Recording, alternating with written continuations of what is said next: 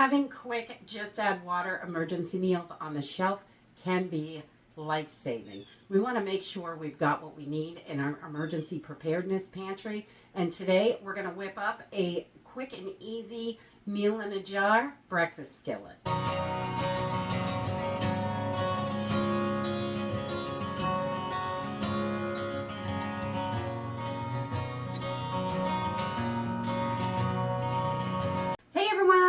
Welcome to Homestead Corner. I'm Ginny, and today I wanted to whip up a quick and easy breakfast skillet meal in a jar. So we've got quick, easy emergency meals on the shelf.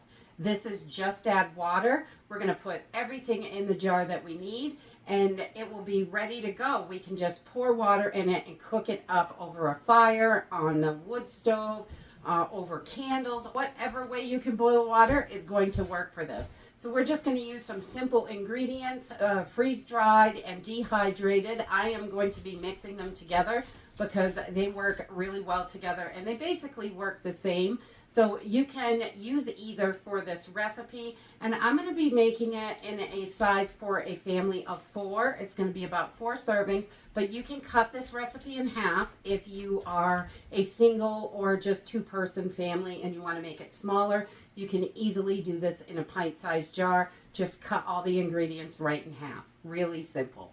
And we're going to use some of the Hungry Jack dehydrated potatoes. These are wonderful in there. If you have the little potato dices from one of the freeze-dried companies, or you make your own, those work great as well.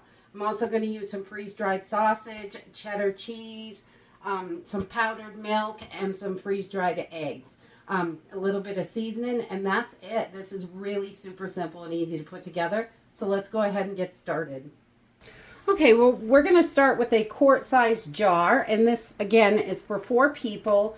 And we're going to put 1 cup of our dehydrated potatoes. I'm using the Hungry Jack shreds, the ones that come in those little paper boxes. I just store them in half-gallon mason jars, vacuum seal them so nothing can get in there. As long as your potatoes don't have any oil in them, they are going to be just fine. So make sure when you buy them to check for fats. You don't want any butter in there or anything like that. They're not going to last as long, but just potatoes with no additives is going to last indefinitely when they are all dehydrated.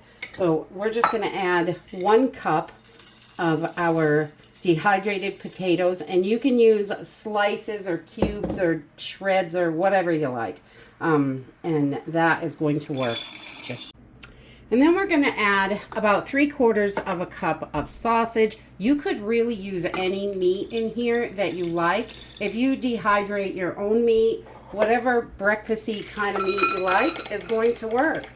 So we're going to use about 3/4 of a cup and get that right in there. And then we're going to add 1/2 cup of cheddar cheese. Freeze-dried cheese works great. It's really good. It melts in nicely. Dehydrated cheese would also work, no problem. So 1/2 cup of some cheddar cheese. And then I've got some dehydrated bell peppers here. We're going to put those right in. I keep finding these old jars of dried up peppers, so I'm still using them. 1/4 cup of bell peppers. You could use red, green, whatever you like, a mixture. You can use any kind, really. Just 1/4 cup. Get them right in there because it adds a wonderful flavor to this breakfast skillet.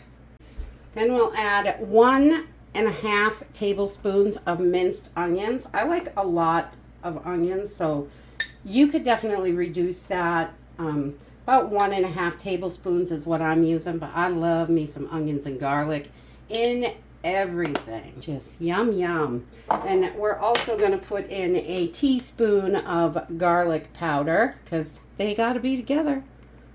They're delicious. They're a pair for me. And then I'm going to add about 2 tablespoons of milk powder to this. And just milk, a little milk in your eggs is always good, and we are going to add eggs to this right after. So about 2 tablespoons of milk powder, and then we're going to add 1 cup of our egg and it's just freeze-dried or dehydrated eggs are going to work for this, whatever you have. I really love the Thrive eggs. They work out great, but you can use any one you want, definitely. We're just going to put 1 cup in each jar. And that is it. This is our whole breakfast skillet. Everything is right in there. And when you are done with this, you can put your oxygen absorber in here and add your lid, and that is going to seal your jar. You can vacuum seal this. Because it's really powdery on the top, I would just put a cupcake liner if you're going to vacuum seal it so it doesn't suck any of those powders into your vacuum sealer. We do not want to wreck that. Everything costs too much. But right now, we're going to whip one of these little babies up. Okay, to get this one started, I like to let it sit and soak a little bit. The sausage crumbles are really hard and they take a little bit longer to rehydrate. And the potatoes usually take about 10 minutes to rehydrate as well.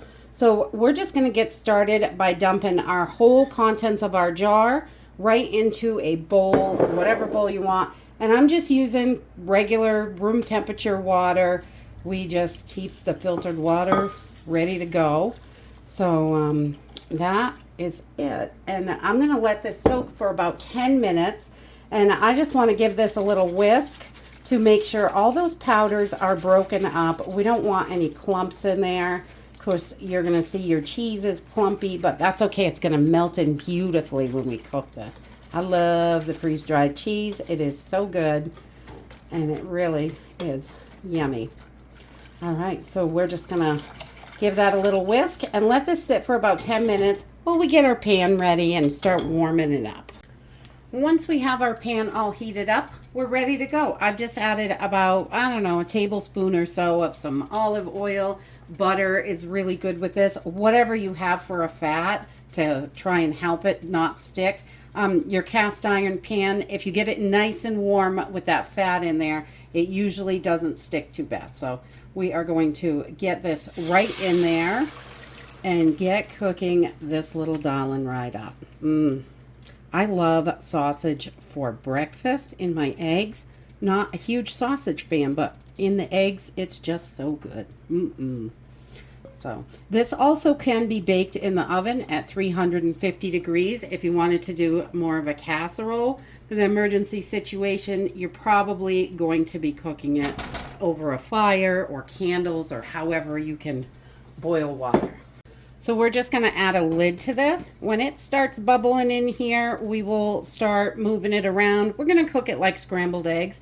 Not hard at all, simple and easy. And just cook it until all that liquid is absorbed.